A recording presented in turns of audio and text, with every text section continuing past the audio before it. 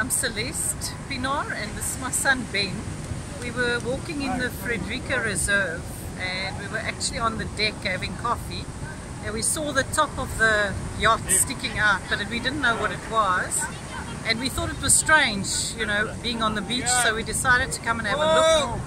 At the time there was a lady walking her dogs. She said that she'd seen this yacht and there were bodies on the yacht, so we came to have a look, and then we saw the one guy on the yacht that obviously had deceased, and it was a bit, you know, we couldn't go and look inside. We were too scared it was going to fall over, but by then we'd already informed our group, our CPF and Southbroom CPF, yeah.